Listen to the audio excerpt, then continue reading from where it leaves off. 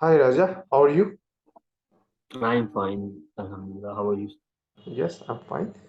So Raja, could you please introduce yourself? Yes, my name is Raju Takir. I am a Pakistani citizen. I'm living in Pakistan. I am resident of Islamabad, the capital of Pakistan. I have done masters in HR, human resources, and then a degree in law, LLB, from Pakistan, from Karachi University. And after my masters in HR, I have joined a garment company for around 2 years. I have worked there as an HR journalist. And after 2 years, I have joined another company, which is a state-owned company, that's petroleum company, Pakistani Petroleum Limited. I have joined Pakistan Petroleum Limited in 2013 and left Pakistan Petroleum Limited in 2016. And I have worked in different sections in Pakistan Petroleum Limited HR department. I have worked in IR department. I have worked there in recruitment department, training and OD department. And after Pakistan Petroleum Limited, I moved to Anglo Energy Limited. It's a CPEC project, comes under China-Pakistan Economic Corridor, and it's a power plant, and it's run on coal, the local coal of Pakistan. So here I have joined as assistant manager HR and IR. IR is industrial relations in Pakistan. So I look after management and non-management post staff. And here currently I'm based at Tharparkar at their power plant at site. And we work on rota system. That is on 15 days I work here and then we get 13 days off to go home. It's like 500 kilometers away from Karachi, the main central city of Pakistan, the main business hub. And currently I'm working here as deputy manager HR and IR. That's it from my side. If you want to ask anything else, please let me know. Okay, Raja, thank you so much. It's a nice introduction. So as you were saying that you have also completed LLB, right? So Right, and you are also looking after IR, right? Industrial Relations. right. So when did you do LLB? When you have when you were looking after IR, or it was before? Uh, Basically, when I joined PPL in 2013, I realized that to reach the highest post in the IR department, that is chief or manager, you have to have LLB or LLM degree with you. So you have to have certain knowledge of the law as well. So then I have started my LLB in 2014. I have completed that in 2006. Okay, so my question is yes, I also agree that knowledge of law is important, especially labor law, because when it comes to IR, actually, it's mostly related with labor law related issues. So, but LLB actually it consists of a lot of other laws. So, do you think that a LLB degree is really relevant in this regard, or some kind of diploma in labor laws is also okay, or it is Yeah, sufficient? I have done a diploma in labor laws as well, but LLB is basically when you hire at a senior position level, so you have to have the knowledge of other laws as well. So when in Pakistan, specifically if I'm talking about Pakistan. In Pakistan, you have to have a degree, not a diploma for the higher position. Because at diploma levels, they can consider you for officer and something like that, but not for the higher positions like manager or senior manager. Okay, great. So I have done both a diploma as well as a bachelor's degree in law.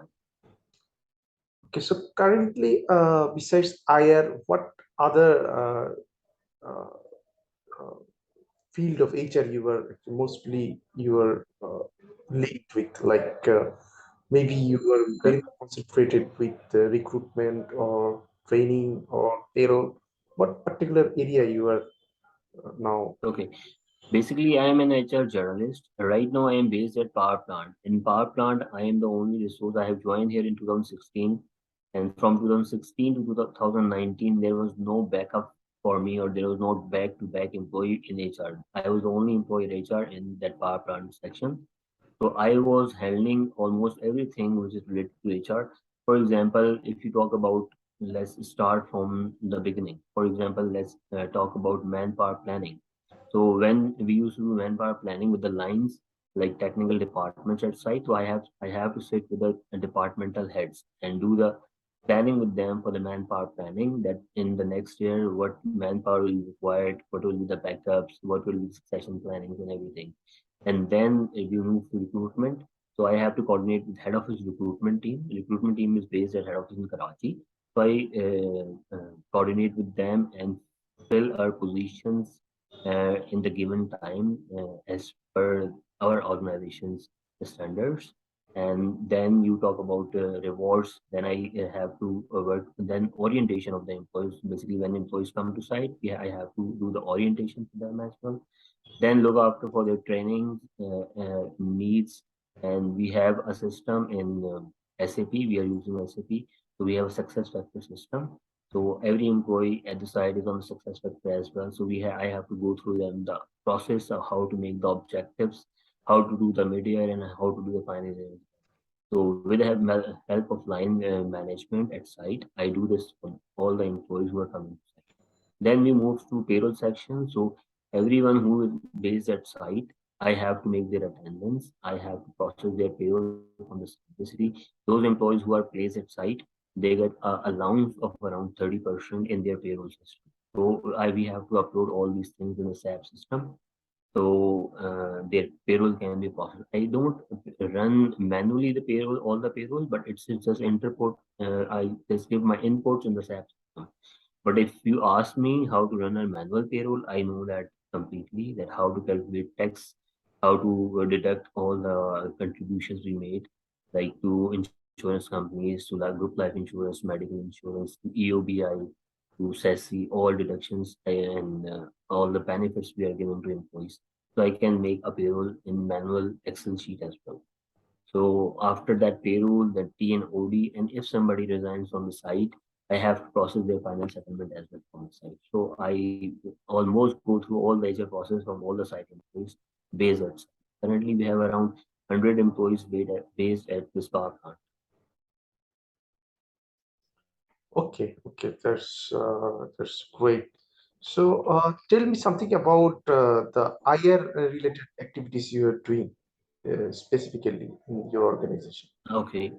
Currently, we have around 600 manpower of Pakistan. Basically, we have given the O&M, operation and maintenance of the power plant to a Chinese company. So they have around 100 Chinese employees and around 600 Pakistani employees. So they are managing their payroll and their everything, but I have to make sure that this Chinese company is fulfilling all the Pakistani labor laws, that they are making the payments of overtime, that they are making the payments of EOBI, that is employee old age benefit, that they are making the payment of SESI, that is Social Security Institute, that they are making the payments of group life insurance. Their employees, those who are not covered in SESI, they are covered in medical. So I have to make sure they are abiding, and they are abiding by the minimum wage standards set by government as well. So I have to make sure that they are abiding all the laws of Pakistan as per Pakistani labor laws. Okay, so can you tell me the arbitration process? What is your understanding about arbitration process? Which process? Arbitration.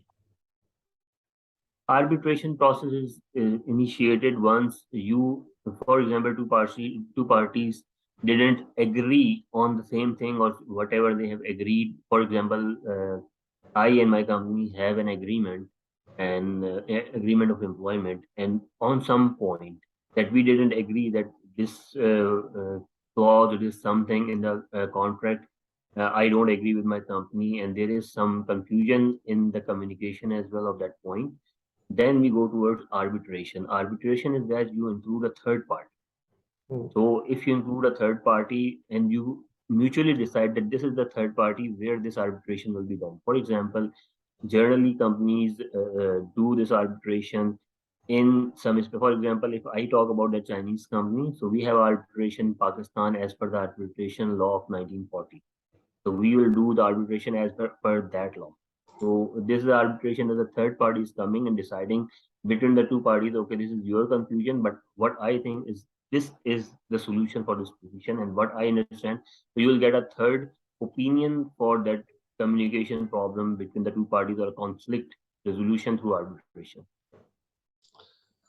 Okay, so I believe that forming a trade union or something like that is mandatory in Pakistan, right? So in, Yeah, in my yes. country, it's mandatory, but uh, it's also true that many organizations, the management, they actually do not want to. Uh, Actually, they do not feel much comfortable to form such kind of trade union or such kind of group or something like that. They, if possible, they try to avoid it. I am talking about my country scenario. I don't know about the situation in Pakistan. So, do you think that uh, uh, forming IR actually for forming trade union is really beneficial for the company, or if you do not form, it's better?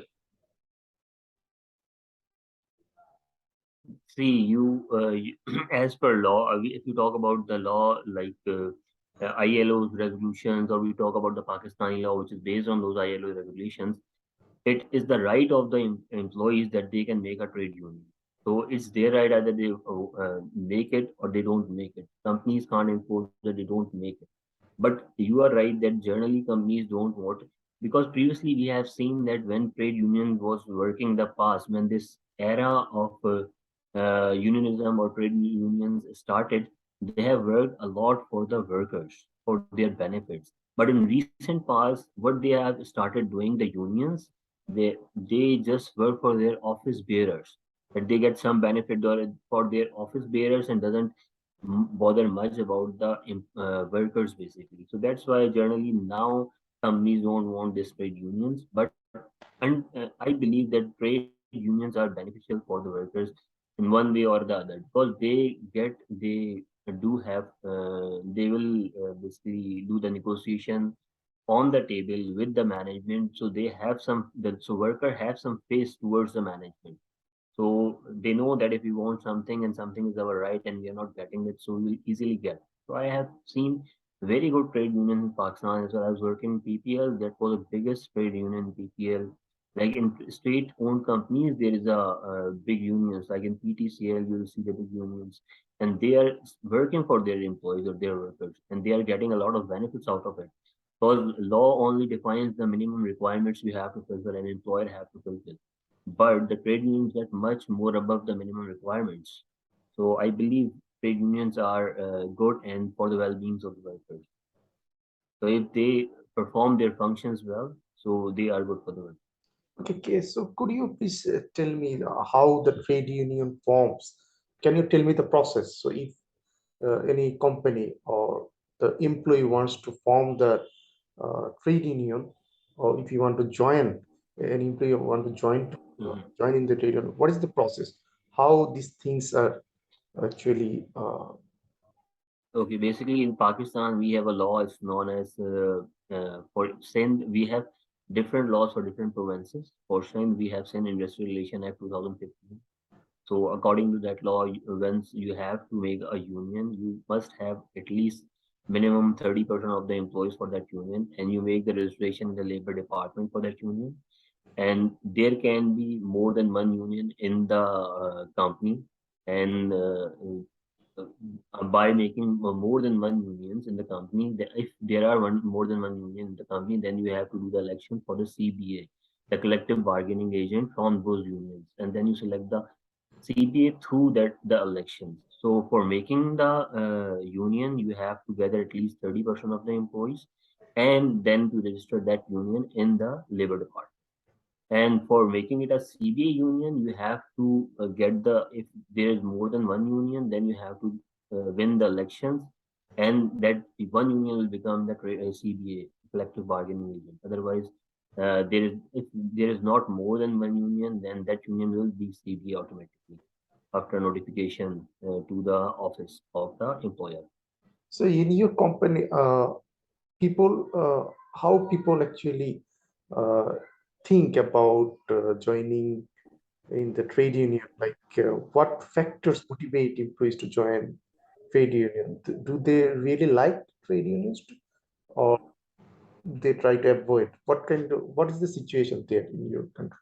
Yeah, Organization? in Pakistan, generally the situation is people do join trade unions whenever there are see, our law defines that certain trades cannot join trade unions. For example, our security can't join trade union, our firefighting staff can't join trade union, our medical staff can't join trade unions. So these three, four trades can't join trade union. That's defined in the law as well. Other than that, all workers generally join the trade union. They have like deduction of 10 rupees from their salary for the trade unions funds to perform their activities. So they do join and they do, and then they give their demands to the trade union or CB, and then they will discuss with management and they get benefit out of it in the salaries, like a better raise. For example, recently government raised the salaries from 19,000 to 25,000. So they said no, it should not be 25,000, it should be 27,000. So they need a little more raise from that. So they get a benefit out of it as well. Okay, so for example, you have dismissed an employee Mhm. and you have a valid reason, and the employee who you dismissed, he then complained to uh, the union leader or level leader, like someone like that, and he's actually trying to persuade them that he or she was actually wrongly dismissed, or it was not fair. So, have you Mhm. ever encountered this kind of situation? So, this kind of conflict ever happened, or do you have any experience like that? And how did you resolve if such situation really happened in your organization? Uh, I know about one or two cases of such cases. Basically, when you dismiss a person on certain reasons and omissions, so you have to do that as per procedure of the law. We do have a in terms of employment and standing orders 2013. So in according to that, if you have to dismiss a person, you have to go through uh, legal proceedings like investigation, proper disciplinary procedure you have to follow. And if you follow that disciplinary procedure, and then you, after complete disciplinary procedure, you involve the trade one or two person from trade union as well in that disciplinary procedure, total investigation that this is happening. And every time, whenever you are taking the statements, you are taking a sign from trade union representative as well and from that worker as well. And after the whole disciplinary procedure, the jury decide or if, for example, jury decide that you have this employee, the trade union guy will sign that letter as well, like the investigation report. So he will sign that as well. So if after that the person cannot go to trade union because that trade union cannot fight on his behalf. Trade union was the part of that investigation. That Okay. person can go to the law, to the court, labor court, and then he can initiate his case from there, from the labor court on the company, and then company will defend on his behalf. I have seen there are cases in Pakistan Petroleum Limited. There was a very big case, and that ran for around 7 or 8 years in the court. And after 8 years, um, the court decided that the employee will be reinstated, and all the 7 and 8 year benefits he will get all those back benefit as well on the 50% of the rate. So why that happened? Because there was when in the investigation report was done, there was some major points and major communications were missing, major points were missing in that investigation report. So based on that report, court decided that the report is not completely fulfill the criteria to dismiss the employee, so they have decided to reinstate the employee. So there are cases in Pakistan Okay, like okay, I understand that when you that. actually conduct the disciplinary process, you involve Mhm, the trade unions so that mhm, uh, if you dismiss or if you take any kind of decision, trade union later they cannot motivate or influence the decision. I understand, but right. maybe the worker, he is very influential and he has a very good relationship with the leader or someone like union leader or anyone like someone very powerful. Mhm. So in that situation, when you were conducting disciplinary process, you are right from your side, but he somehow managed the union leader. And when you are going to take the decision like dismissing or terminating, the level leader actually uh, you are not actually you are not being able to convince the level leader because he's saying no, he was not wrong or something. That means there is a conflict. He's actually showing arguing with you regarding he was innocent or something Mhm. like that. So in this situation, this type of situation happen actually. I'm actually Yeah, saying I agree. Then you have to deal the situation very tactfully because you don't want to suffer your operations or your business because of one small person whose salary will not be very much. You will not going to stop your work or your business or your operations of your business. So then you have to tackle the case very tactfully. If that person is doing something very harm or negative to the company, then you have to discuss directly with the trade union that this thing happened, and as we sat on the table and we discuss everything, and right now we have to keep this person. We will move him from this department to that department, XYZ department, the department where there will be no work. This guy will be sitting, he will not be involved in the main operations of the work where he's creating disturbance or he's creating noises for the company with all other employees as well. So you have to put that guy in the position where he will not be in the some of main operations job. He'll be side-led in some services department. So you will tackle that case for your company in that situation as well. And I agree, these situations do happen in the work environment. okay, wait. So can you tell me one of your strength and one of your weakness? My strength is I am very friendly. I make friends quickly, and I make good relationship with our employees as well. And my weakness, I am not good at interviews. I believe that's my weakness. But I don't think so. Anyway, so do you feel that HR was the right position, right profession you have chosen, or it was not the right decision? Uh, yeah, I believe I have chosen HR after very deliberations because my father wants me to do the computer, well, because I was very good in stats and maths. So he wants me to choose the computer field, but I was focused on the HR side because I have few friends from the HR. So my focus was very clear that I have to do a master's in HR. And right now, after that, I am very interactive with human beings. So I believe I made the right. Where do you want to see yourself in next 5 years? No? I want to see, for example, right now I'm a deputy manager. There are around three people who are reporting to me, and there are further three people who are from the O&M company. They are reporting to me as well because they don't know the much about the labor laws. So I am managing their labor laws as well. So they are dotted line reporting to me. So around six people are here. Currently, I'm a deputy manager position. So I want to see me the senior level positions where I have to lead a complete team of HR department where every functions I have to have work on more function. Currently, I'm working myself on the more function, but I want to lead a team who's working on functions, and I'm leading the team of HRP.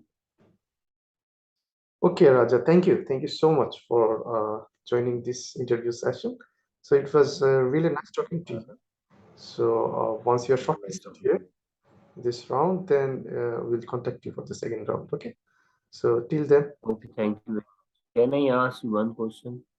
okay, please. This position is based in Singapore, Yeah, and you are hiring from calling me from, I believe, Bangladesh. yeah. So I am not very much clear about that scenario. If you want to uh, I'm tell I'm me some. I'm a freelance recruiter. Okay, so the company actually hired me to close this position actually. Okay, so I am a you can say I'm a third party recruiter. Okay, so I'm Yeah, but there they have implementing the labor laws of Singapore, right? yes, this as I told you, it's a shipbuilding company and they have a lot of workers. Do they Mm. also have unions or you have to maintain or manage this kind of things there also? So yes, So thank you, Mr. Shahadat. Thank okay. you. Thank you. Take care. Bye. Take care. Bye.